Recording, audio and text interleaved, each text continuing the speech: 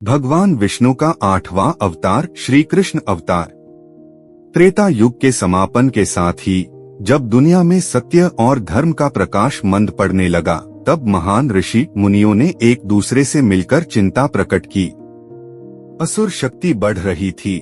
दैत्यों ने पृथ्वी के हर कोने में भय और अत्याचार का जाल बिछा दिया था। अत्याचारी और दुष्ट राजाओं का प्रभाव लगातार फैल रहा था। मानव अपनी सीमाओं को भूलता जा रहा था। अहंकार और लालच की आग सबको अपने में घेर रही थी। राजा कंस, जो यादव वंश का था, अत्यंत बलशाली, शक्तिशाली और अहंकारी बनने लगा था। असुरों के साथ मिलकर उसने किसी भी देवता, ऋषि, मुनि या निर्दोष व्यक्ति को बख्शना बंद कर दिया। धीरे धीरे धरती अत्याचार से कराहने लगी। एक दिन पृथ्वी गाय के रूप, धरणी देवी के रूप में ब्रह्मा जी के पास गई और बोली, हे ब्रह्मदेव, मैं अब सहन नहीं कर सकती। राक्षसों और अधर्मियों का बोझ बढ़ गया है। मुझे त्राण दीजिए, अन्यथा मेरा संतुलन टूट जाएगा। ब्रह्मा जी चिंतित हुए और वे धरणी देवी को साथ लेकर क्षीरसागर पहुँचे, जहाँ भगवान श्री विष्णु शेषनाग की शैया पर योग निद्रा में थे। ब्रह्मा जी ने हाथ जोड़कर कहा, प्रभु, पृथ्वी का बोझ असहनीय हो गया है। अधर्म चरम पर है। कृपया अवतार लेकर धर्म की रक्षा करें। भगवान विष्णु ने अपने दिव्य स्वर में कहा, हे ब्रह्मा देव, उचित समय आ गया है। मैं यदुकुल में अवतार लेकर अत्याचार का अंत करूंगा। देवता वंश में जन्म लेंगे और मेरे सहायक बनेंगे।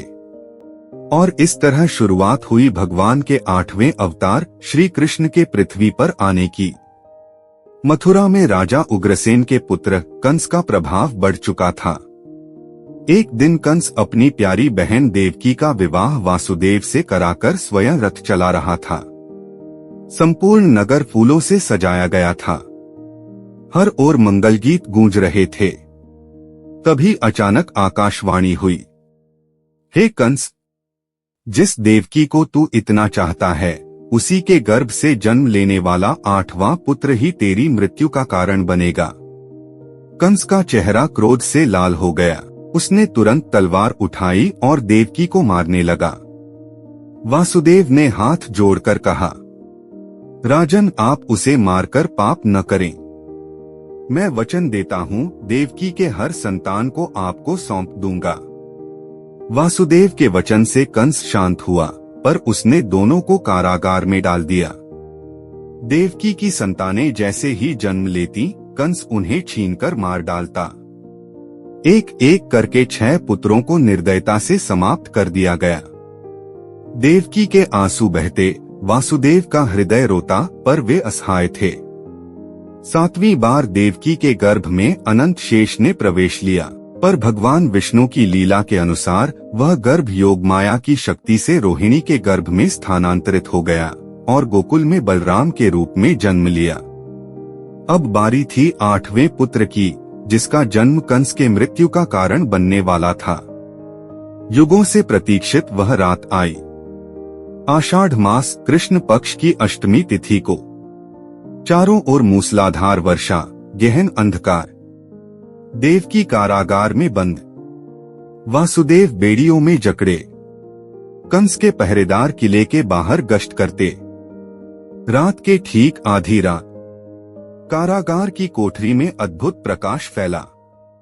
दारुण अंधकार प्रकाशित हो उठा। सुरभित पवन बहने लगी और देवकी की गोद में प्रकट हुए 4 भुजाओं वाले श्री हरि शंख, चक्र, गदा, पद्म धारण किए हुए। वे बोले, माँ, मैं आपका पुत्र कृष्ण बनकर जन्म ले रहा हूँ। डरो नहीं। मुझे गोकुल ले जाओ और नंद यशोदा को सौंप दो। उस पल वासुदेव की बेड़ियां अपने आप खुल गईं। दरवाजे खुल गए। पहरेदार गहरी नींद में सो गए। वर्षा थम गई। शेषनाग ने अपने फन फैलाकर वासुदेव और श्री कृष्ण को सुरक्षित ढक लिया। वासुदेव यमुना पार कर गोकुल पहुँचे और नंद बाबा के घर में रखी लड़की को लेकर मथुरा लौटे। कंस ने जैसे ही उस बालिका को मारना चाहा, वह उसके हाथ से छूटकर आकाश में चली गई और बोली, अरे मूर्ख, तुझे मारने वाला जन्म ले चुका है। वह गोकुल में है। अब कंस का हृदय भय से भर गया। गोकुल में खुशियां लौट आईं। नंद यशोदा के आंगन में जन्मे कृष्ण को सभी प्यार से कन्हैया, गोपाल, नंदलाला कहते थे। वे माखन चुराते, गोपियों से हंसी मजाक करते, ग्वाल बालों के साथ खेलते, कभी पेड़ पर चढ़ जाते, कभी बछड़ों को छेड़ते। गोकुल में हर सुबह कृष्ण की बांसुरी की धुन गूंजती।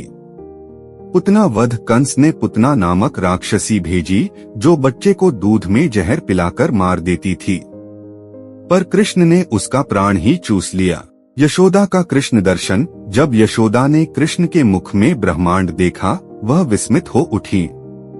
यशोदा, तुम्हारा लाल हमारा माखन खा गया। यशोदा बाहें मोड़कर कहती, कन्हैया, तूने माखन चुराया? कृष्ण मुस्कराते, मैया, मैंने नाई चुराया। यह बाल कृष्ण का सबसे प्यारा रूप था। कालिया नाग का दमन। यमुना नदी प्रदूषित हो चुकी थी।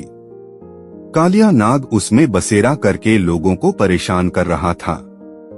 श्री कृष्ण खेलते खेलते नदी में कूद गए। ढोलन गाड़े बजने लगे। सब लोग रोने लगे, पर श्री कृष्ण ने कालिया को पराजित कर दिया। उन्होंने उसके फनों पर नृत्य किया। यह दृश्य आज भी संसार में अनुपम है। उन्होंने कालिया को आदेश दिया, यहाँ से दूर जाओ और किसी को हानि मत पहुंचाओ। गोवर्धन पूजा और इंद्र का घमंड। गोकुलवासी हर वर्ष इंद्र की पूजा करते थे, लेकिन कृष्ण ने समझाया कि इंद्र नहीं, प्रकृति को, पर्वत को, गायों को पूजना चाहिए। यह सुनकर इंद्र क्रोधित हो गया और उसने बारिश की प्रलय कर दी। तभी कृष्ण ने गोवर्धन पर्वत को एक छोटे से उंगली पर उठा लिया। 7 दिन तक गोकुलवासियों ने पर्वत के नीचे शरण ली। इंद्र को अपनी गलती का एहसास हुआ और वह क्षमा मांगने आया। रासलीला प्रेम और भक्ति का अद्भुत संगम। गोपियों के साथ कृष्ण की रासलीला भक्ति और प्रेम का विनम्र रूप है। यह भौतिक नहीं, बल्कि आत्मिक प्रेम है। कृष्ण ने प्रत्येक गोपियों के साथ एक साथ नृत्य किया। वह प्रेम का रूप थे और आनंद के स्वरूप थे।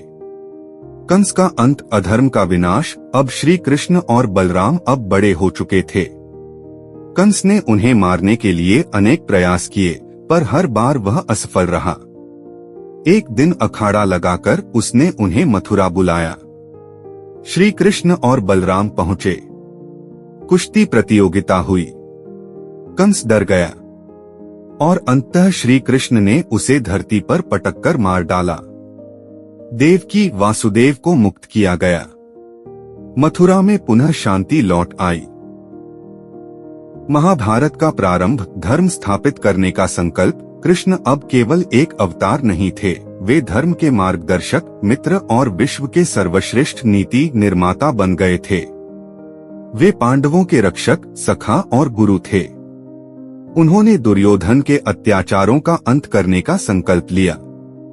कुरुक्षेत्र धर्म युद्ध। महाभारत का युद्ध केवल 2 वंशों के बीच नहीं था, यह धर्म और अधर्म की लड़ाई थी। अर्जुन जब युद्धभूमि में विचलित हुए, तब कृष्ण ने उन्हें गीता का ज्ञान दिया। कर्म करो, फल की चिंता मत करो। आत्मा न जन्म लेती है, न मरती है। धर्म की रक्षा के लिए युद्ध अनिवार्य है। गीता आज भी दुनिया का अद्भुत आध्यात्मिक ग्रंथ है। श्री कृष्ण का अंतिम समय। धर्म स्थिर हो चुका था। श्री कृष्ण का पृथ्वी पर प्रयोजन पूरा हो चुका था। एक दिन जंगल में विश्राम करते समय एक शिकारी ने उन्हें हिरण समझकर तीर चला दिया। कृष्ण मुस्कुराए और बोले, यह भी मेरी ही लीला है। उन्होंने देह त्याग दी, पर वे हमेशा हमेशा के लिए इस ब्रह्मांड में स्थापित हो गए। उपसंहार। कृष्ण अवतार का महत्व। श्री कृष्ण अवतार केवल अधर्म के अंत के लिए नहीं था, बल्कि प्रेम को समझाने के लिए, जीवन का सार बताने के लिए, कर्म और धर्म का मार्ग दिखाने के लिए, अध्यात्म को सरल भाषा में समझाने के लिए और मानव को अहंकार त्यागने की शिक्षा देने के लिए। इस प्रकार वे संसार के सर्वश्रेष्ठ मार्गदर्शक बने। दोस्तों, अगर यह कथा आपको पसंद आई तो याद रखें, जो भक्त श्रद्धा भाव से श्री कृष्ण अवतार की कथा सुनता है उसे जीवन के हर भय और पाप से मुक्ति मिलती है। आप हमारे वीडियो को एक लाइक, कमेंट और चैनल को सब्सक्राइब जरूर करें ताकि अगली बार आप सुन सकें ऐसी ही और प्रेरणादायक भक्ति कथा सिर्फ भक्तिवाणी पर। धन्यवाद। आप हमें कमेंट बॉक्स में अपनी राय जरूर बताएं।